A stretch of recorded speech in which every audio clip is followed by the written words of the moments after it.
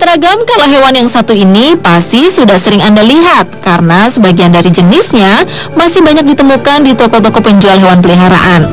Ya, kura-kura. Kura-kura adalah hewan berkaki 4 yang termasuk golongan reptil. Di Indonesia, kita mengenal 3 kelompok hewan yang tergolong bangsa kura-kura, yaitu penyu atau kura-kura laut, labi-labi, dan kura-kura darat. Bangsa hewan yang disebut ordo Testudinata ini sangat khas dan mudah dikenali dari rumah atau batok tempurungnya yang keras dan kaku yang terdapat pada tubuhnya. Batok ini terdiri dari 2 bagian. Bagian atas yang menutupi punggung disebut kerapas, dan bagian bawah yang menutupi perut disebut sebagai plastron.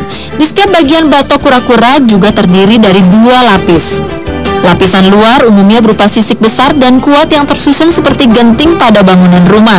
Sementara lapisan bagian dalam berupa lempengan-lempengan tulang yang tersusun rapat seperti tempurung.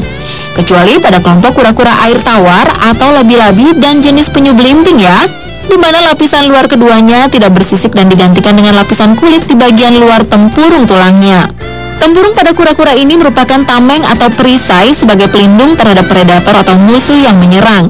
Saat bahaya mengancam, kura-kura akan menarik kaki, leher, dan kepalanya ke bawah perisai ini. Dengan begitu, kura-kura dapat terlindung dengan baik di dalam tempurungnya. Perisai kura-kura terdiri dari lempengan-lempengan tulang yang tumbuh di kulitnya. Lempengan tulang ini menutup seluruh lapisan kulit kura-kura hingga tebal dan keras. Lapisan lempengan tulang ini juga membentuk corak atau pola indah sebagai perisai dan terus tumbuh mengikuti perkembangan tubuh kura-kura. Berbeda dengan siput atau kerang yang harus mencari cangkang yang lebih besar sesuai dengan pertumbuhan tubuhnya. Kura-kura hidup di berbagai tempat, mulai dari daerah gurun, padang rumput, hutan, rawa, sungai, dan laut. Sebagian besar jenis kura-kura hidup sepenuhnya akuatik atau berada pada lingkungan air, baik air tawar maupun di lautan. Kura-kura ada yang bersifat pemakan tumbuhan atau herbivora, pemakan daging atau karnivora, dan pemakan campuran antara tumbuhan dan daging atau omnivora. Meski tidak memiliki gigi, namun tulang moncong kura-kura sangat keras dan sanggup memotong apa saja yang menjadi makanannya. Ukuran tubuh kura-kura bermacam-macam, biasanya ditunjukkan dengan panjang kerapasnya. Ada yang kecil, juga ada yang besar. Yang termasuk golongan kura-kura terbesar adalah penyu belimbing yang karapasnya bisa mencapai panjang hingga 300 cm. Sementara untuk labi-labi terbesar adalah jenis labi-labi irian dengan panjang karapas sekitar 130 cm. Sementara kura-kura raksasa berasal dari Kepulauan Galapagos dan Kepulauan Seychelles dengan panjang lebih dari 127 cm. Sedangkan yang terkecil adalah kura-kura mini dari Afrika dengan panjang karapasnya tidak melebihi 8 cm. Kura-kura termasuk salah satu jenis hewan berumur panjang karena dapat hidup hingga puluhan tahun. Bahkan seekor kura-kura dari Kepulauan Seychelles pernah tercatat hidup hingga 152 tahun. Sejak lama daging kura-kura telah dikenal sebagai makanan yang lezat. Beribu-ribu ekor labi-labi, kura-kura dan penyu, terutama penyu hijau, berakhir hidupnya di dapur restoran. Demikian pula dengan nasib telur-telurnya yang juga kerap menjadi santapan manusia. Penyu sisik yang terkenal akan keindahan corak tempurungnya bahkan diburu untuk digunakan sebagai bahan perhiasan dan hiasan dinding. Ironisnya, banyak jenis kura-kura yang justru tergolong langka ditangkap dan dijadikan hewan peliharaan koleksi pribadi. Penangkapan secara besar-besaran dan dilakukan secara terus-menerus inilah yang mengakibatkan turunnya populasi kura-kura ke tingkat yang mengkhawatirkan. Terlebih, banyak habitat asli kura-kura yang juga ikut rusak akibat aktivitas manusia. Sementara perkembangan populasi kura-kura amat lambat karena banyak dari sifat dan kebiasaan kura-kura yang belum diketahui. Karenanya, partisipasi kita dalam tindakan konservasi bagi kura-kura apapun jenisnya amatlah diperlukan.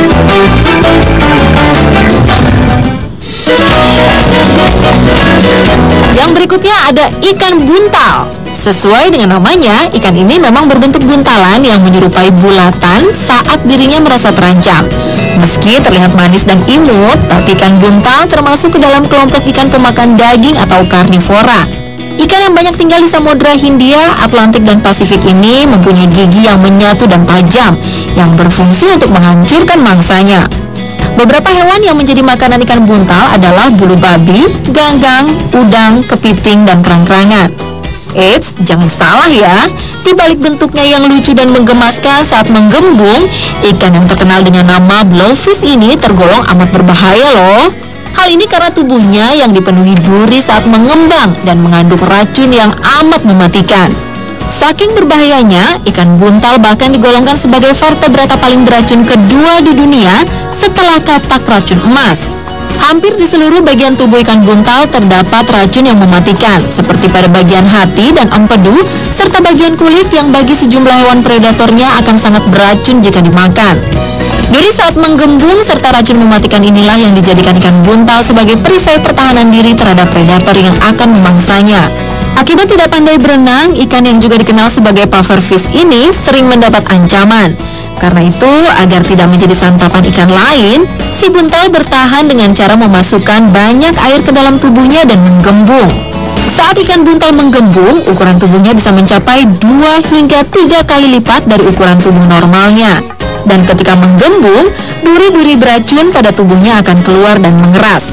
Nah, racun yang terdapat pada tubuhnya ini bukan sembarang racun loh, karena racun ikan buntal mampu membunuh 30 orang dewasa sekaligus. Sangat berbahaya kan? Jadi, kalau sahabat Ragam tak sengaja bertemu ikan buntal saat diving di laut, harus ekstra hati-hati ya. Meski tergolong sangat beracun, tapi di beberapa negara, daging ikan buntal justru dijadikan sebagai santapan lezat dengan harga yang terbilang cukup mahal. Seperti di Jepang yang dikenal dengan sebutan fugu, Korea dengan sebutan bok, dan di Cina dengan sebutan hehe tuntun. Hidangan ini terbilang mahal karena butuh keahlian khusus dari sang koki untuk menyajikannya, agar daging ikan buntal aman untuk dimakan. Hanya koki bersertifikat resmi dari pemerintah saja yang diizinkan untuk menyajikan hidangan daging ikan buntal. Bagaimana sahabat Ragam? Apa Anda cukup berani untuk menyantap ikan buntal sebagai hidangan santap siang nanti? Yang pasti harus disajikan oleh koki yang berpengalaman dan bersertifikat resmi ya. Karena kalau sembarangan makan, maka nyawa Anda lah yang akan jadi taruhannya.